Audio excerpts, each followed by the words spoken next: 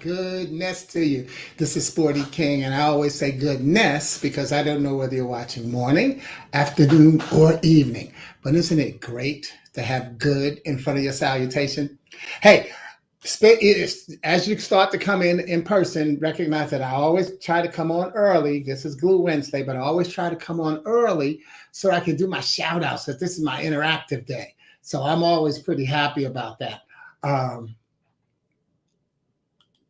Yes, as we welcome you to Glue Wednesday.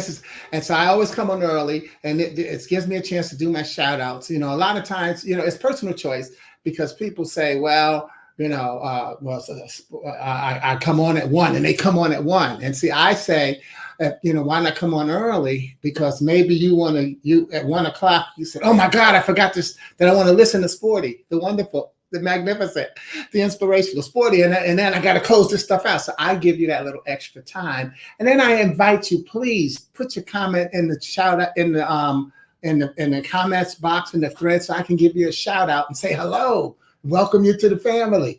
Even if you're watching the video, I always say that because there's still people who like to say who they have something in common with, what they can share and say hello. Oh, so and so watches this. I know them, and then you never know. So say your hellos in the video. We've got less than 4 minutes for today's actual message. So actually, yeah, you can do what somebody just did. They came in and they left.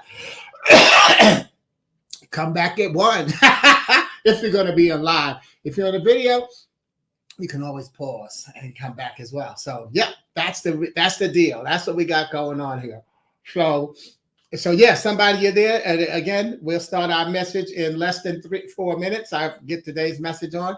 Feel free to go in and come back, run and get yourself something to drink.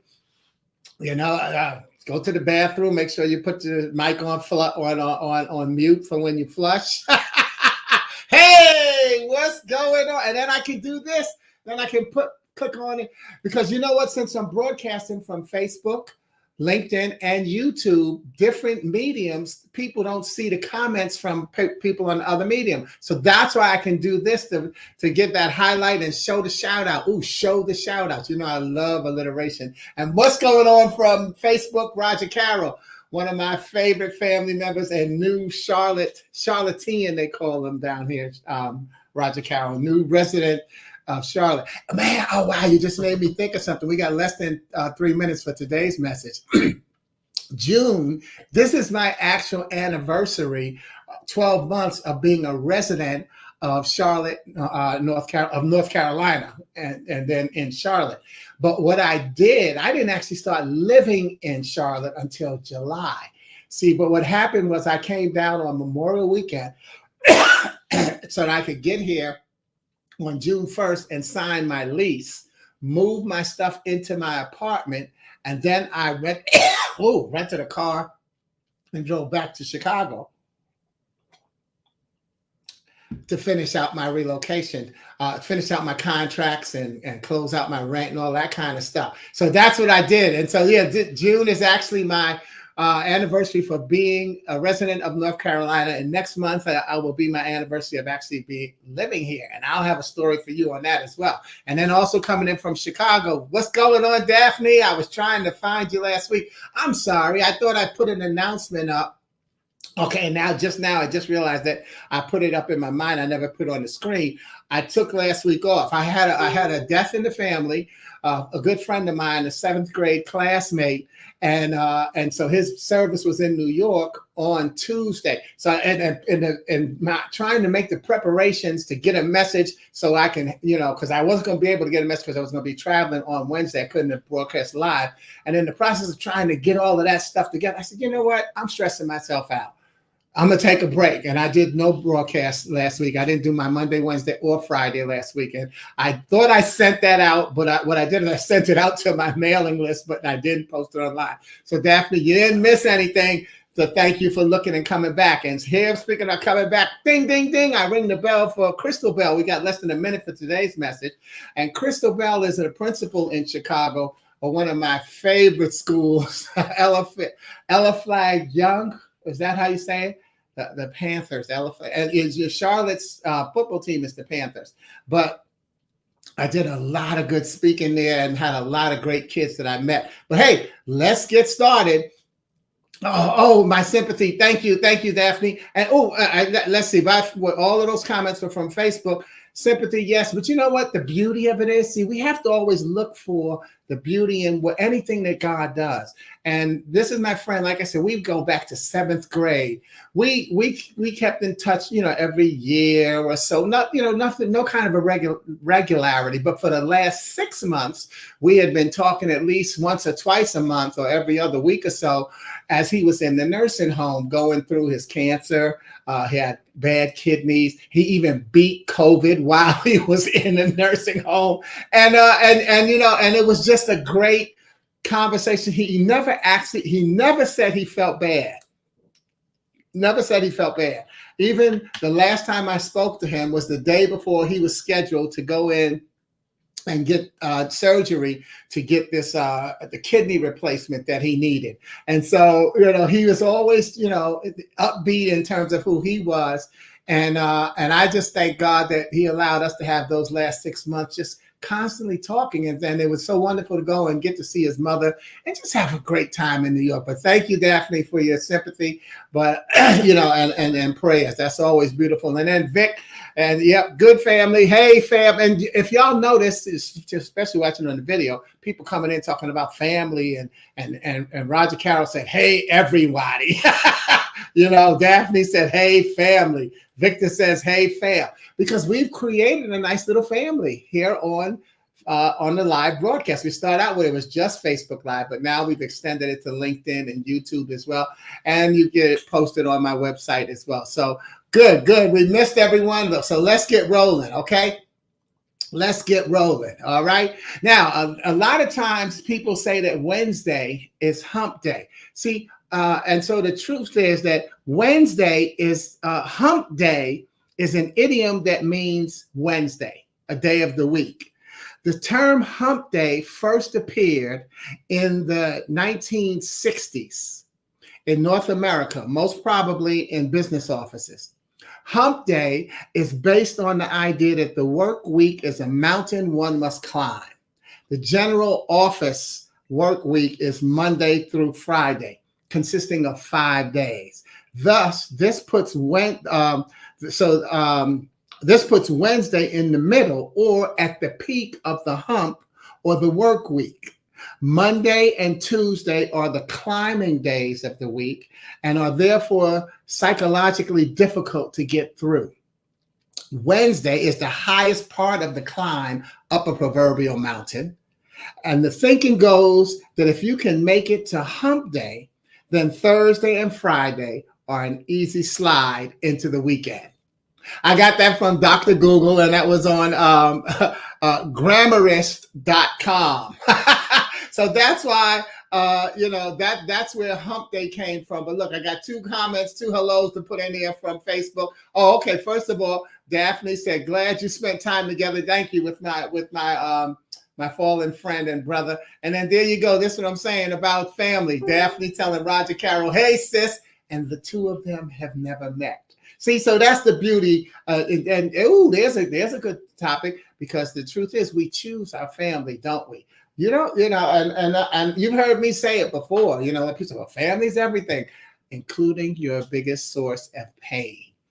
And sometimes we overlook stuff. Well, they're family, or we've known one another so long. Oh, we have kids together.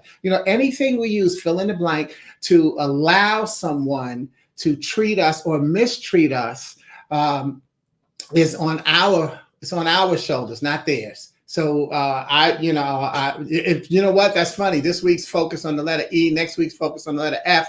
And if you think about family, sometimes, family is what you choose, not what you are born into. Ooh, my goodness. Be careful, y'all. Watch out. So anyway, so that was the etymology of hump day. So I've decided that Wednesday is the middle of a traditional 7-day week, regardless of when you work, and have therefore declared it to be the day that keeps the week together. It keeps the week beginning and the week end together. Thus, it's the glue. And that puts us in a prayerful pose, one of my favorites. And that's why I call it Glue Wednesday, Glue. God's love undoes everything.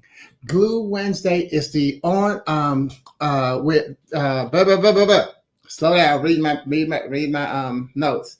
Glue Wednesday. So let me get back to here for a second. Just take a break and a breather. So there's the definition of what hump day is. But Glue Wednesday, God's love undoes everything. Not that it tears stuff apart, but that what is torn apart will be put back together through God's love. And today what I'm doing is a series. I'll rekindle what I call the gas series. And that's the Glue Alphabet series, the GAS. I'll continue the Glue Alphabet series, where each message features the next letter in the alphabet with words suggested by last week's viewers.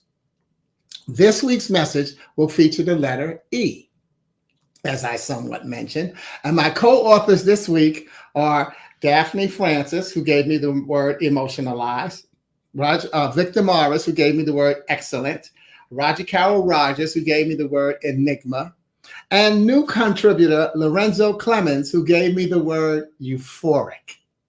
Now, something new that I've decided to add is showing the co-author's name and word as I smoothly weave it into the message, like so. So what you'll end up seeing on the bottom is the word and the co-author, but I won't bring any attention to it. I will just use it and I'll keep on moving. And what you'll also notice is that there will be times where I use a version of the word rather than the actual word. Okay? Meanwhile, the Bible I read, here we go, is called the Touchpoint Living Bible. And what my Bible does is it gives modern day analogies to scripture to help you understand it better.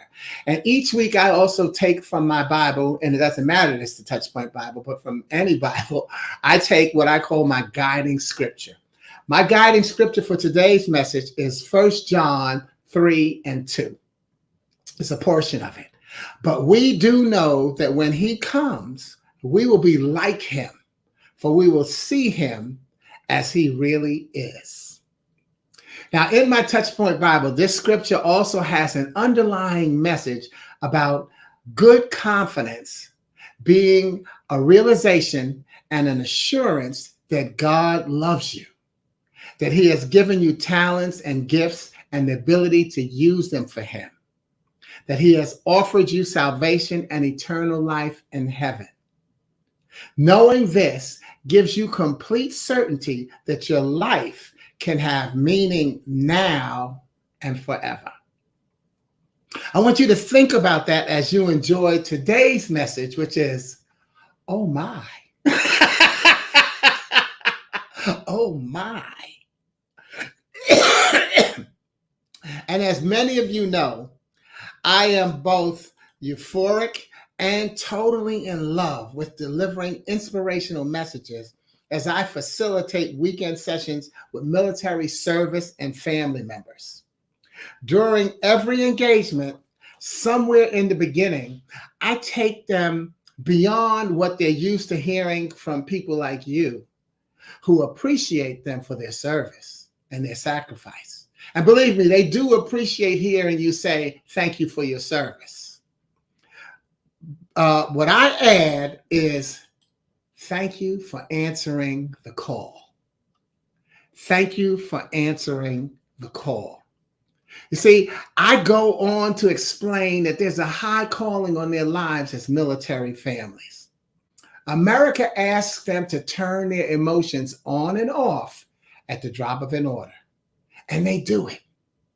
They do it. But do they give themselves credit or even the slightest pat on the back? The answer is usually a silent and retrospective no. More often than not, they just see themselves doing what they have to do. Cancel Christmas, erase Easter, throw out Thanksgiving, get over graduations, bypass births. I always blow the buzzer on them and remind them that not everyone can handle that roller coaster ride of emotions.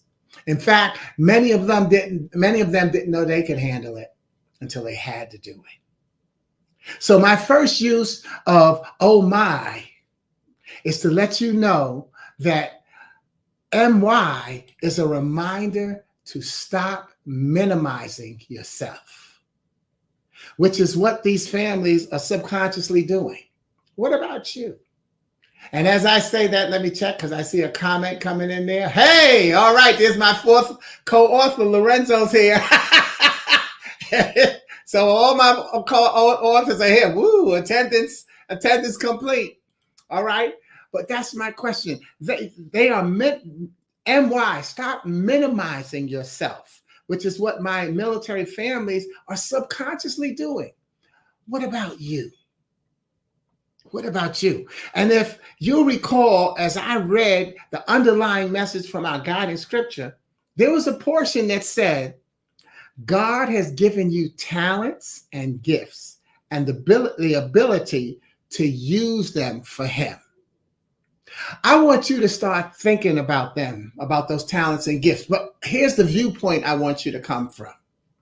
You see, as I began telling them about their calling, I had to understand the high calling on me to embrace my blessing, to be in position to encourage them. So I ask you, what talents and gifts have you had to embrace in retrospect as you started to see your value? In other words, oh my, how have you had to maximize yourself? So let's get those things in the chat, in the thread there. What talents and gifts had you had to embrace in retrospect as you started to see your value? Because see, as you start to answer your calling, as you're being proud of someone else and seeing the calling on their life, you have to see that there's a calling on your life to just be in their presence. So what gifts and talents did that make you realize that, wait a minute, I have that gift. I have a talent. That's why I'm able to see theirs. In fact, Lorenzo wrote, power in seeing, more power in knowing, power in touching, power in words, but so much more power in believing. Because see, power is everywhere. And so what you decide to see will determine the power. If you decide to see negativity, you will give negativity power. If you decide to see positivity, you will give positivity power. If you decide that you don't know, you will give ignorance power. If you decide you do know, you will give knowledge power, and so on. Power in touching. And touching does not have to be a physical thing. Touching is in the next one, power in the words. What you say has power. How do you touch people? Because we touch people in our lives every day. I know you've heard me say, choose your messengers carefully and recognize that you're carefully being chosen as someone's messenger. So you're touching someone, and you won't always know who you touch because they won't always get to thank you, or they won't always be in your life to remind you. But you have to know that you touch someone. And here's Daphne talking about how she does it. I have had to utilize my gifts of creativity to the max as a Chicago public school teacher. And yes, we can cross out Chicago and put in whatever your city is, because you have to use your creativity to the max. Why? Come on, and let me take this burden off of your shoulder, teachers, because this is your calling. This is your calling to teach. I have one of my sisters in Chicago, Almitra Stanley. I remember telling her, and she thanked me so much for that. But I didn't just tell her. And Crystal Bell, if you're still on here, because she was her principal, I always said, teachers, take the weight off your shoulders. Your job is not to reach every student every day. Your job is just like the vitamin says, one a day. Reach one child per class. There are too many personality styles sitting before you, whether your class is as small as 10 or as large as 30. There are too many scenarios going on in those lives for you to be the person to touch them every single day, because you can't do that. And so, so you have to recognize part of what what's going on in life is that their parent didn't reach them that day. And so they're pissed off at their parent. So if the parent can't reach them every day and they see them every day, what would make you think that you can? Take some of that pressure off of yourself of reaching every single child every single day, and recognize that your curiosity, your creativity, as your calling is to reach one a day, and reach it. Well, you can make it one per class. You don't have to make it one a day. Make it one per class. And so, and we're going to see, you can't make this stuff up. You're going to see later in my broadcast where I'm going to be talking about that, how important it is to have that goal setting mentality. Look at God. Thank you, Daphne, for that. And thank you for being a teacher, all of you educators. Thank you. Rogercarole said she had to, taking care is a gift that I discovered, not caretaker, but taking care. So what I mean, I'm thinking that you mean taking care of yourself. And before I go into that, I want to go to Crystal, the principal. Absolutely. When I was talking to Daphne, the teacher, you reached one child. And what they used to do in Crystal School, I loved it. They have a child read, come across the intercom in the morning and read the pledge or whatever, and read a positive message of the day. I used to love it because I got to be in the office sometimes when I saw the kids doing it, and in the classroom sometimes when I just got to hear them do it. And Crystal had them do a wonderful positive message that talks about who they are as a school. So they start to gain some legacy and appreciation of the value of the product that they are a part of, and how important it is to be a member of the Ella Flagg Young Panthers. And I even helped create a song for them that we used in cheerleading. So thanks again, Crystal, for a great opportunity. So back to Rogercarole. Taking care is a gift. And you have to look back and realize, this is a gift. I have to take care of myself. Why? You've heard me say it before. Take care of your PMS, your physical, mental, and spiritual self. You have to take care of you before you can take care of anybody you love. If you don't take care of yourself physically, how will you be able to do what Rogercarole said, not being a caretaker, but how will you be able to pick that person up who falls if you're in that caretaker role? If you don't take care of yourself mentally, Rogercarole's a mother and now a grandmother, how will you be able to give your child or your grandchild valuable advice on a decision that they have to make that could change their life for the better?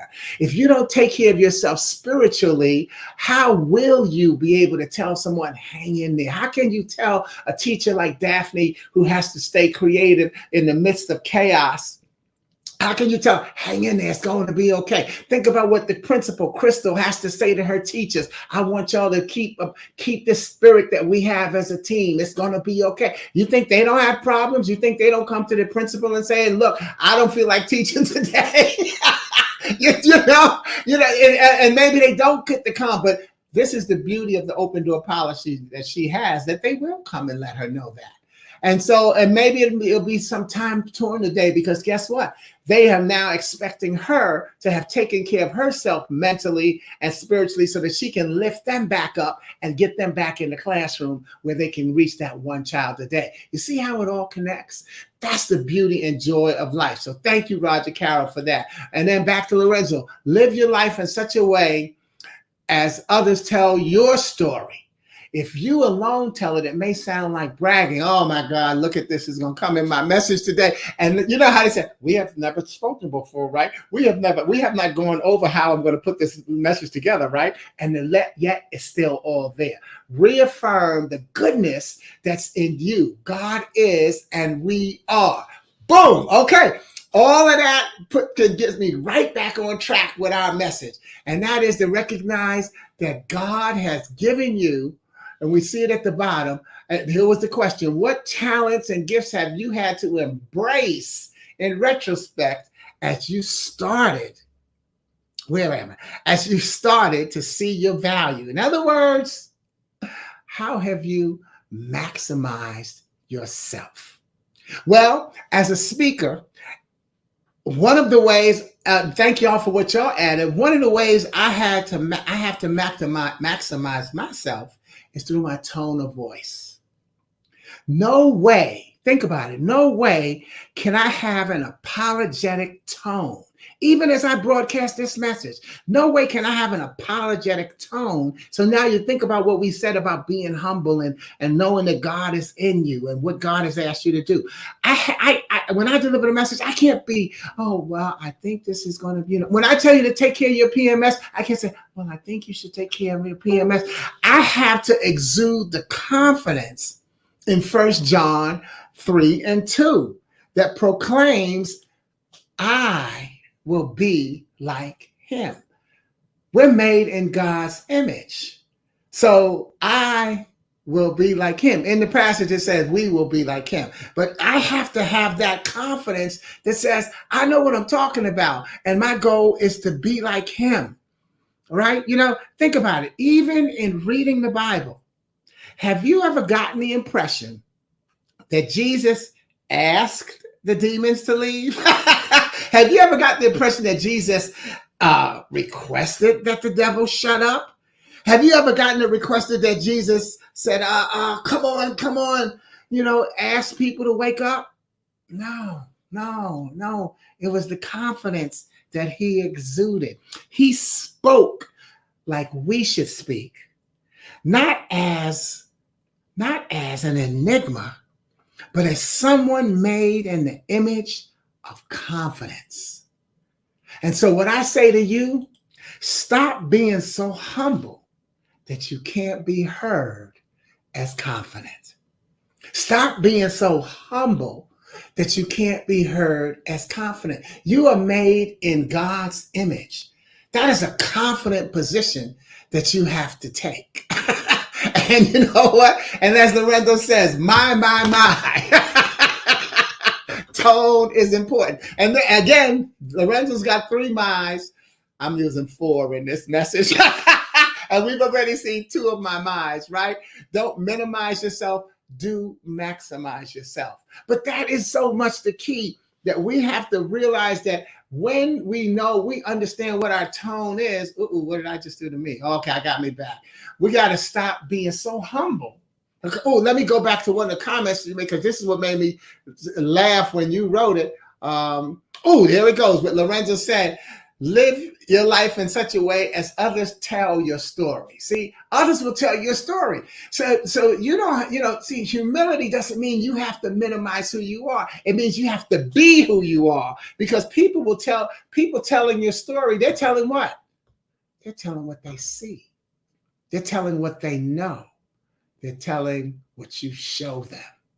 So that's the key. So don't be so humble that your story is about, well, Sporty was one who, he just kind of held back. He didn't really let people know how he felt. Well, Rogercarole, she really, she took care of people. She didn't really take care of herself. And she backed down to a lot of stuff. And, Daphne, well, she was creative, but she kept her creativity low profile so nobody could know. So her students wouldn't believe her when she told them that they could do what they needed to do. And you know what? Lorenzo, well, he wasn't really that powerful because he didn't think that power was in seeing, knowing, touching, or feeling. And see, so that's what ends up happening. So tone is important.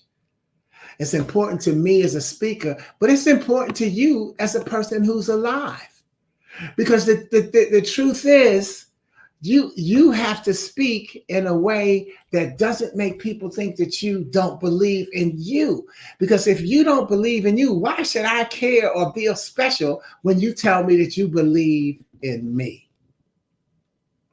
So my third is to tell you to stop marginalizing yourself. Stop marginalizing yourself. Take credit for who you are and what you've become. And then I want you to start and continue instead to mirror yourself. Mirror yourself. In other words, catch yourself doing something right and then repeat that blessing. Have you ever thought of that?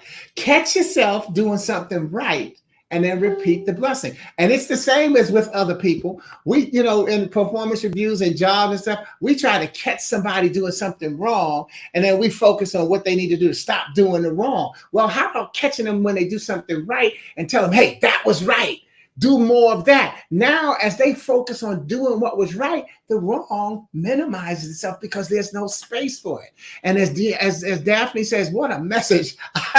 It goes deeper than humility, yes, to include all limiting emotions. Didn't it? And you gave us the word emotionalize, didn't you, Daphne? Yeah, because every emotion is important. So, it's so much deeper. Humility can be attached to so many more emotions, self-esteem, and just on and on, because I'm gonna keep rolling on and on. All right. But because here's something that I got to do for you. And you talk about your creativity, Daphne, here comes mine, something that I just love to do. And so what was the last thing I said? Continue mirroring yourself. And I want you to see the high calling on your life to share your gift and do so for the good of God. In my my Monday morning moment, that's my Monday broadcast, I open by saying that I'm here to keep you moving on your path to excellence. And then I go on to say my opening script, just like I have one for Glue Wednesday and for Gift Friday. My opening script goes on to say, and excellence is a wonderful goal. It's attainable, it's repeatable, and it's a wonderful moment. Now, if you haven't seen my Monday morning moment, let me tell you, this is what it's about. Excellence is a wonderful goal. It's attainable. You can attain excellence. You can repeat excellence. And it's a wonderful moment. I say that because so often we hear the cliche, practice makes perfect. Well, I believe that the goal in perfection is to fail and then seek someone else's approval for your effort. Think about it.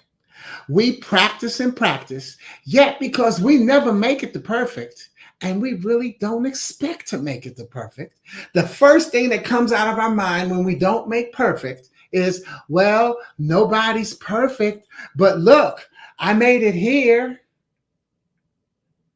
Perfection is the goal to fail and then seek someone else's approval. Now you see why I said you can't make it up. And think back to what Daphne said about the goal of being a teacher and what Lorenzo was saying about the goal to be who you are. So that's the key. So why not make here the goal? If I only made it to here, I don't seek your approval. Well, yes, Sporty, you did a good job. You made it to here. No. If my goal was perfection, I need to reach perfection. And since I already know that you can't reach perfection, why am I making that the goal? Why not make excellence the goal? I can reach, it's attainable. Excellence is attainable. I can repeat it tomorrow and not have my self-esteem lowered with the humility, Daphne, right? And then I can enjoy the moment. So excellence is attainable, it's repeatable, and it's a great moment. Why not make here the goal so that you can celebrate the small steps that you took? And let's go through the alphabet, y'all. To allow adjustments, to bravely begin, to cancel can't. I can't do it. Cancel can't. And what can you do? Drown out doubt. Erase the errors. Ferment faith, because what you ferment, what you focus on is what you ferment. Grow through the grind. Hold on to happiness. Ignore ignorance. Ignorance is some of the stupid things that are being done and some of the stupid things that are being shown and thought. Jump over jealousy. Yay, whoops, jealous person, jump over them. Because jealousy is a low standard. So you have to jump over jealousy. You have to be kind-hearted and kindred. You meet your kindred spirits, and then you have a kind heart with them, and that's who you share with. We talked about the family situation. Love learning.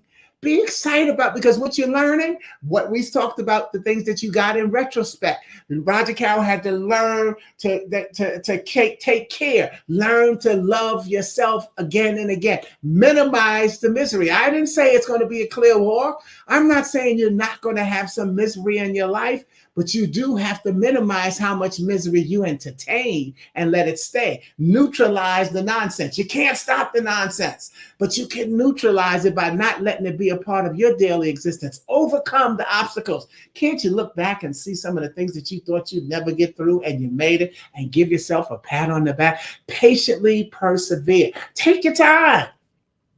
Your track record says that you are going to make it. You have persevered before. Why aren't you giving yourself credit for that? Question the quantity, because it's not about the quantity of situations, it's the quality. It's not about the quantities of friends, it's the quality. You have to question the quantity, because if I have too much of this, what could be the problem?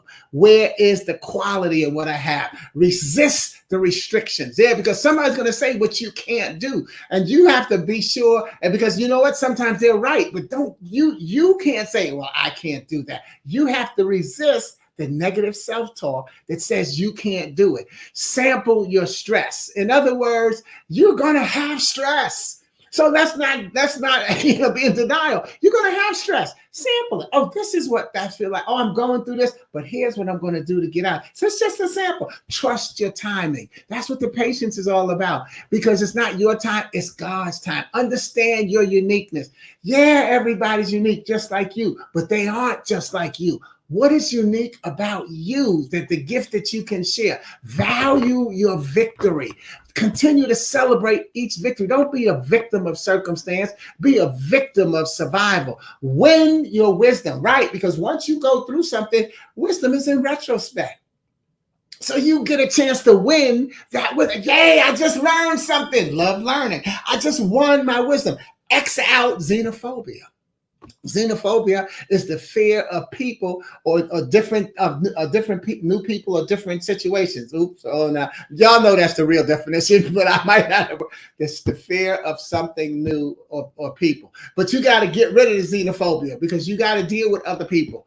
I don't care, that's why racism is so ignorant. You got to deal with other people. I did a post the other day that says, sooner or later we have to learn to live together. Why not start today? And then say yes to your yesterday. In other words, yesterday is gone. But what happened? Don't deny what happened yesterday, because that's how you get to live today, by recognizing what happened in your yesterday so that you can change it, so that you can get to tomorrow, so it can be your today again. And then be zany and zealous. Be zany. You got to be a little crazy and excited and zealous. You got to have that passion. You got to know what you're doing and how you're going to do it. How can Daphne be creative with her students? She has to have a little craziness, because she don't want to be seen as this stuffy old teacher. No, they can't reach me. No, my teacher is cool and she's crazy, but man, she knows what she's doing. She's about getting the job done for me. And I may not see that for years down the line. That's another thing, teachers and people. Do not look for the results in every single moment. Sometimes as a messenger, your job is for the delivery, not the results. And so you have to deliver the best message you have, meaning who you are, and then let it, what the church door say, is there one? Whoever that message is for, let them receive it. You may not be their messenger. That's okay. That's another thing that I deal with in my speaking business. I know I'm not everybody's message. I know there's somebody sitting in that audience that doesn't like me because I'm this or I'm that or I did this. So I know that. That's their gift. That's their gift, because they have the gift of discernment, where they can say, this person is not for me. I don't care. Whatever their reason is, it's not. I don't think it's a good one. So I don't really need to know what their reason is. So the last MI is to maximize yourself. Maximizing yourself means seeing your value in retrospect, so that you can share your talents and gifts with confidence in the next moment. All that's what the goal has to be here. so that you can maximize yourself and see your value in retrospect, so you can share your talents and gifts in the moment. And so if we go back to look at some of the comments we had, Lorenzo said, be the best at being your best. Kept it in the B and Alf,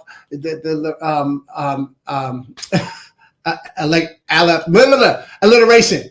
Break it down, my excellent brother. Thank you, Daphne. Facts from me. If you say you're going to do it, do it. That's right. Don't just say, don't lie around your power or your connections, because when you are called to produce, you should be able to produce. If you say I'm a friend, then treat me as if you're treating yourself, unless you're on drugs. And if you're on drugs, but you're trying to get off. Man, I saw a very interesting thing on what's his Bill Maher's show, where he showed and he said that this is a campaign in New York on the subways where it says, if you are a drug user, don't be ashamed.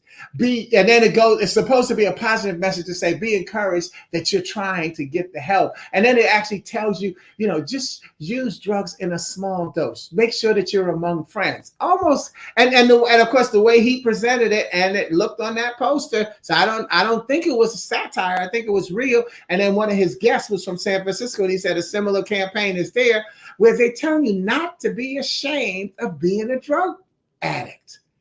Well, so what's the motivation for not continuing to take drugs? It's a tough, but someone will say it's judgmental. It's a tough choice, y'all, but it's one of the things that we have to do. No, I think you should say, hey, yeah, you should be ashamed to be on drugs. We know the first drug addicts, they didn't know, but come on, you've seen them and you still didn't, then you need to be ashamed. But now what you need to do is turn that shame around and get proud that you are not going to let it take over your life. That's what you don't have to be ashamed of, the fact that you were, but that you are now going to do better. And I'm sure that someone say, yeah, but part of the rehabilitation part is saying I am. So that's why they're saying don't be ashamed that you are. Say you are, and then rehabilitate. Tomato. But the thing is, don't, treat me the way I want to be treated. Really do something nice for someone. It's called acts of kindness without expecting something in return. Accept my compliment, which is a hard thing to do, by the way. You put it there, Lorenzo, but it's tough. Accepting compliments is hard. Like, that's what I'm saying about my military family. I have to repeat that consistently to them. And I do throughout my speech. I keep saying there's a high calling on your life. And then I repeat, America asks you to turn your emotions on and off at the drop of an order, and you do it. But do you give yourself credit? I make sure that I keep telling them that.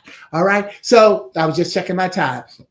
So it's hard, but I only give it because I mean it. But if I don't, now it goes back to what you said about your story, Lorenzo. If I don't know who you are, then I don't know how valuable your compliment is. See, and so and that what I say, Daphne, in terms of being humble, humility is connected to so many of emotions. And if I don't know how you see yourself, I can't appreciate how you see me. So there's just a lot going on. Don't trust anyone, including me, without first making sure that they are who they are. Like I have a cartoon that I use on my slides that shows Tweety Bird saying, don't trust everything you see, even salt looks like sugar. And so, so you have to be careful and you have to get to know. And that was that K, be kind-hearted to kindred spirits. We have the right, ladies and gentlemen, to look for kindred spirits. That's why you have to know your gifts and talents. Because those are the characteristics that you're looking for in others. And sometimes, you're just being judgmental. Okay, say that to me if you like. But because I'm this way, I have the right to look for someone that's way. I did a thing that I'm going to post another time, and it's called, just because I accept you I accept you for who you are, does not mean I have to accept you. Does not mean I have to welcome you into my life. Because I accept you for who you are does not mean I have to welcome you into my life. Because what I'm doing with my life, I recognize that, well, this is who you are. I don't have a spot for that in my life. And therefore, I don't have to accept it. I don't have to make a spot. What I have to do is move on with getting my life. Because perhaps, and this is not me really being negative, because perhaps once you see that you're being who you are does not welcome you into my life, now you get to make the decision, well, do I want to be in Sporty's life? Do I see something in his life that makes me want to be a part of that? Well, if me doing this means I can't be, well, then maybe I'll stop doing that. That's a choice. And then that doesn't mean that I made you change your mind. It means that you decided, here's what I'm going to do. And then when you do what you do, well, I accept you for how you've changed. And now I welcome you into my life. But guess what? I don't give you carte blanche.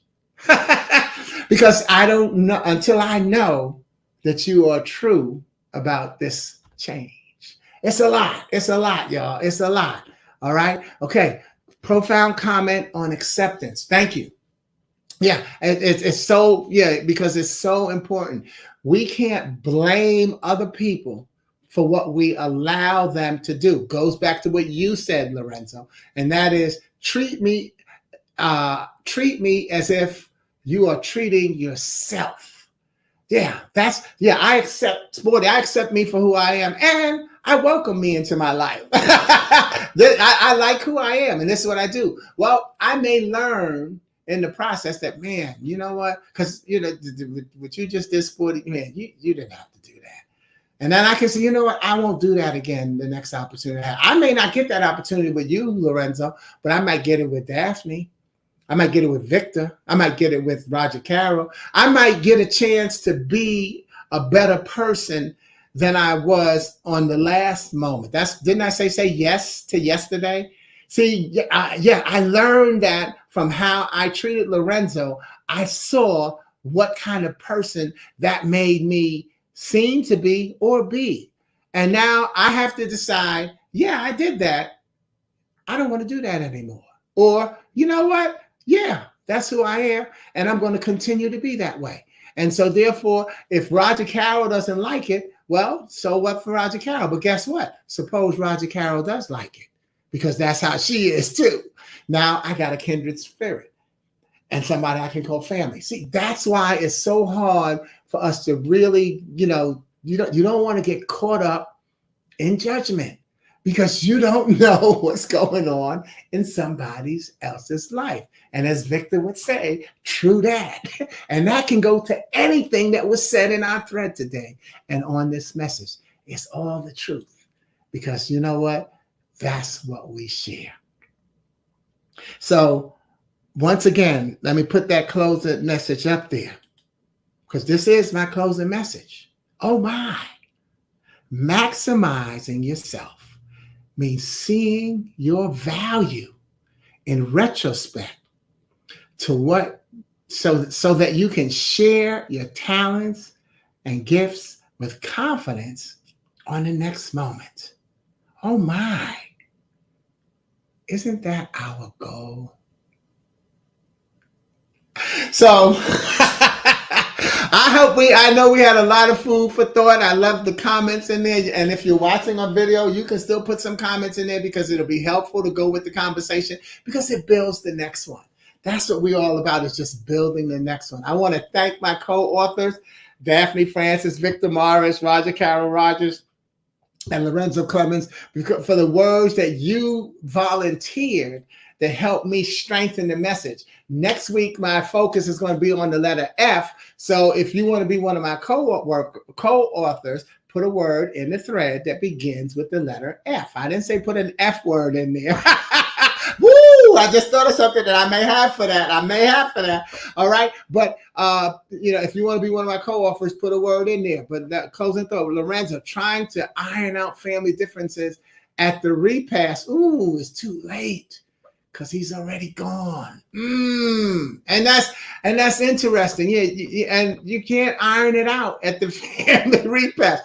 Remember, we talked about timing is important too, all right? Rogercarole has given us fastidious, and I always love Rogercarole because she's got this wonderful vocabulary. Where sometimes I'm like, I know what that word is, but I can't define it right now. I know. I think fastidious is something like being committed or excited, but I'll get that. I'll have me and Dr. Google will get that straight. Okay. Lorenzo says fulfillment, right? Because you know what? It goes right with Victor's word, feel. Do you feel fulfilled? And that's the thing when we talked about looking for certain characteristics, whether or not you're going to be judgmental or not, is how does the person make you feel? It goes back to the emotions comment you made, Daphne. See, no emotion is wrong. You should feel like you feel. No emotion is wrong. They're just feelings. And you should feel scared, anxious, angry, happy, sad. You should have all these feelings. You don't want to have it where you don't have feelings. You want to have a flush of emotions going through your veins. I always say to my military families, I say, look, if you're going to be the caretaker, Rogercarole, if you're going to be the parent or the caretaker who stays at home with the child while the service member deploys, I said, you know what? It's okay for you to cry in front of the child. Yeah, I think it's okay. I tell them I recommend that at some point, if it's how you truly feel, cry in front of the child and say to the child. I didn't say just go knock out boo-hoo, but say, you know what, I'm not feeling so good about your father being gone today. I'm not doing so well with your mommy not being here with us today. Let the child know that you are going through something emotionally that you are hurting. Because guess what? Children mirror and mimic adults.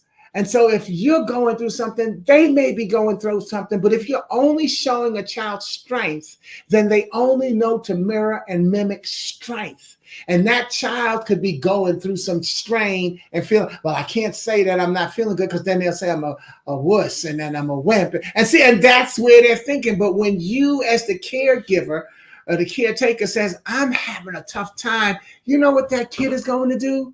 Number one, their shoulders are just going to relax. And they're going to say, oh, it's going to be okay. Why? Because they learned that from you. They learned from you to say, it's going to be okay. And they might say, yeah, me too. They are so relieved.